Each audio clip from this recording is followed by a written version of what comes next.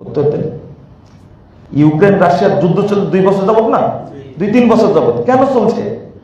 ইসলাম নিয়ে, কি নিয়ে? ক্ষমতা দখল নিয়ে, সাম্রাজ্য প্রতিষ্ঠা নিয়ে দ্বন্দ্ব চলছে। কার পক্ষে আপনারা বলেন? রাশিয়ার পক্ষে সবাই। আমি বিভিন্ন জায়গায় জিজ্ঞেস করি, তো ডাইরেক্ট বলে আমরা রাশিয়ার পক্ষে। আপনি তো রাশিয়ার পক্ষে হবেনই, কারণ ওই সিরিয়ার 2 কসাই, 2 শয়তান, হাফেজ আল আসাদ আর বাশার আল আসাদ, এই 2 শয়তান 53 বছরে সিরিয়ার মুসলিমদেরকে 40 লক্ষ মুসলিমকে হত্যা করেছে, সুন্নি মুসলিমকে হত্যা করেছে। আর এই বাশারকে আশ্রয় দিয়েছে কে? আশ্রয় দিয়েছে? পুতিন। রাশিয়া কোথায় আপনারা ভালো জানেন।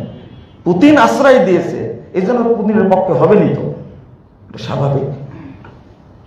2100 জন মারা গেছে ইরানে, তাই কাঁদতে কাঁদতে আপনার দাড়ি ভিজায় ফেললেন। কিন্তু 40 লক্ষ মানুষের মধ্যে 10 লক্ষ শিশুকে হত্যা করেছে এই 2 কসাই। তখন কোথায় গেছিলেন আপনারা? তখন কথা বলেন না কেন? দুর্ভাগ্য, আমরা ইতিহাস জানি না।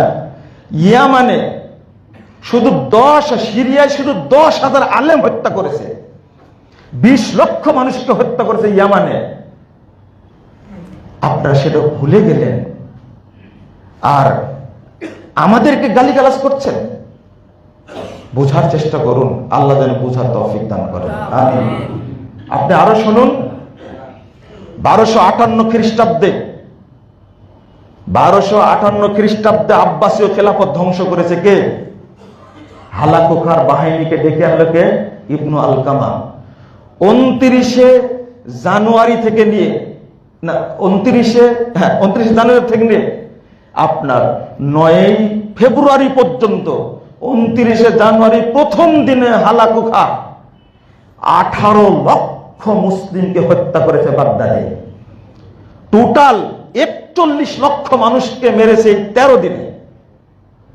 ইবনে আলকামা একদিকে খেলাফত ধ্বংস হলো, আর একদিকে জ্ঞান কেন্দ্র বাগদাদ, ফার্সি শব্দটা এর অর্থ হলো জ্ঞান কেন্দ্র, এই জ্ঞান কেন্দ্রকে ধ্বংস করে দিল এই শিয়ারা।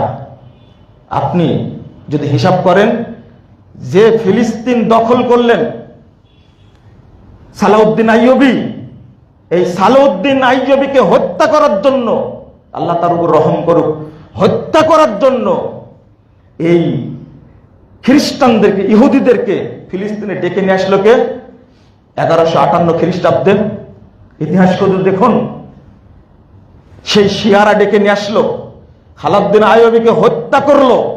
দীর্ঘদিন পরে 1917 সালে প্রথম বিশ্বযুদ্ধের সময় ফরাসি জেনারেল গুরিয়ান, এই শয়তান সালাউদ্দিন আইয়ুবীর কবরের উপরে বাম পা রেখে বলছে, টুডে ইজ দ্য ক্রুসেড, আজকেই ধর্মযুদ্ধ শেষ হলো।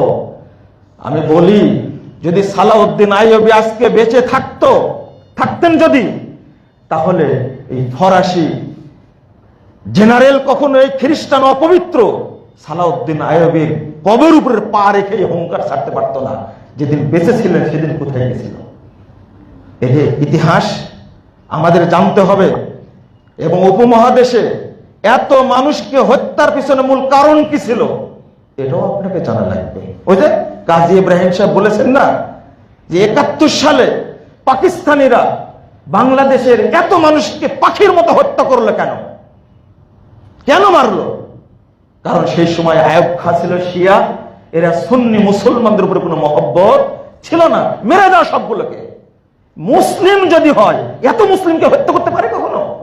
জিন্নাহ ছিল শিয়া, ফাতেমা জিন্নাহ শিয়া। আপনি কি মনে করেন, ইতিহাস যদি না বুঝেন, আপনি এত মানুষকে কি জন্য মারল? আপনি কি মারতে পারবেন? একজন ভাইকে এইভাবে মারতে পারবেন? এটা সম্ভব না। এত লক্ষ মানুষকে হত্যা করতে হবে।